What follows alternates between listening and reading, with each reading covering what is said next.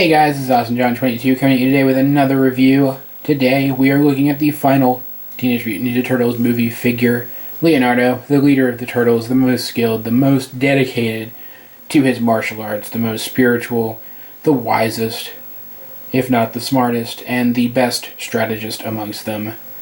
Leonardo is the only turtle with a weapon specifically designed to kill people.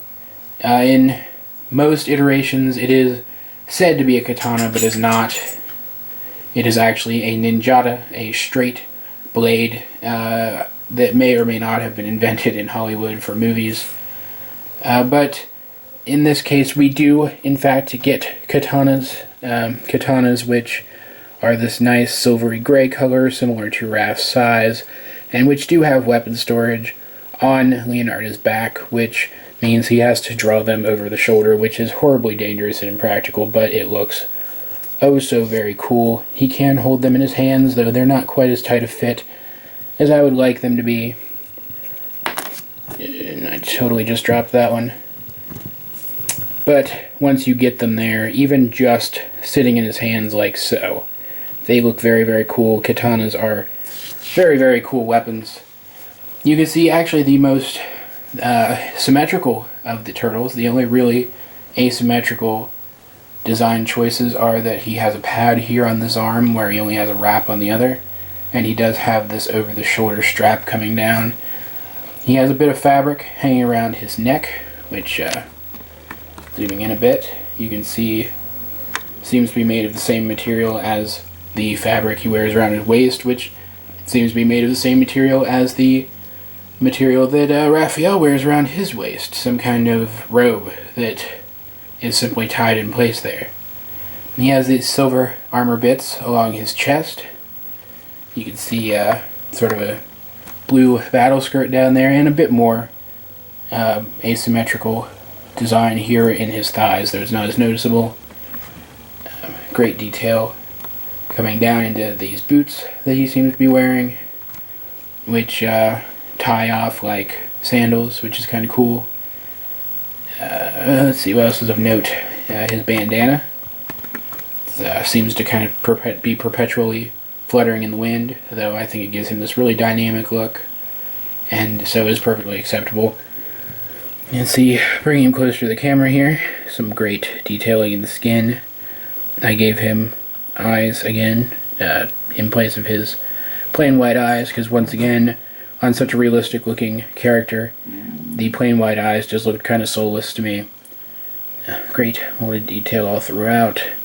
You've got these molded in straps down here, like fabric ties, it almost looks like, that are unpainted, and there might be some unpainted detail over there that I'm not sure what it is, maybe some laces of some kind that I wish were painted, but they're not too noticeable.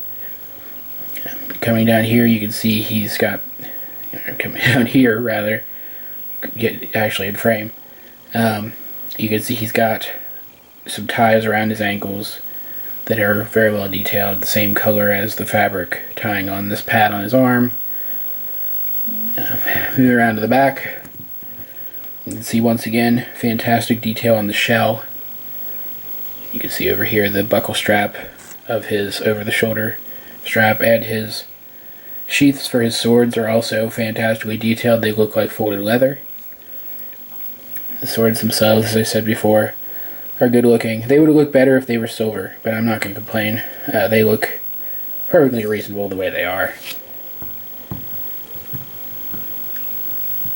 His articulation is exactly the same as the other turtles. His head does the weird tilt and pops completely off his head, apparently, which you can see now. This is actually a completely separate piece. Popping that back on, you can kind of angle it. It's actually a little easier to angle on this figure than on the others to make him look side to side, but as with the others, I wouldn't really recommend it. Full 360 at the shoulders.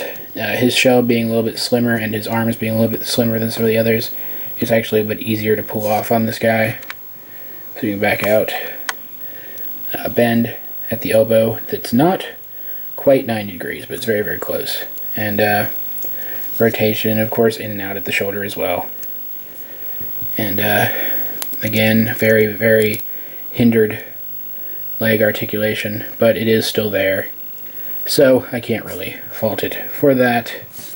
Overall, Leonardo is not my favorite turtle. He's probably the one I look up to the most in terms of characterization, but he's not my favorite. And such, this figure is not my favorite amongst them. It's about middle of the road, but it's not quite so middle of the road as Michelangelo is. I think he and Donnie are actually pretty close in terms of how much I like them overall. Just with the others, I think this is a fantastic update to the design of Leonardo in regards to his characterization as the devout practitioner of martial arts, giving him additional armor pieces and the chest armor that makes him look almost samurai-esque. Being the only figure that actually has weapon storage, he actually earns a couple of extra points from that.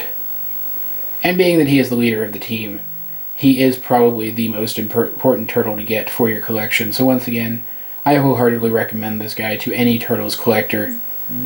Though with all the others, take a look at him first if you're not sure about the movie designs, and make sure you like him before you just kind of pick him up out of nowhere.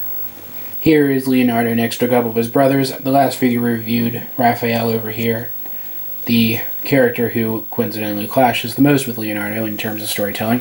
And the first figure we reviewed from this line, Donatello with his cool extending bow staff, which I still really like.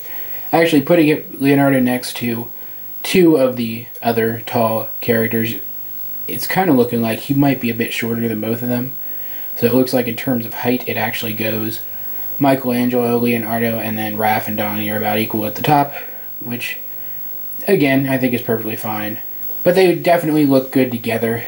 As I've said before, the variety in their designs from one character to the next, I think, actually elevates the overall design of this line.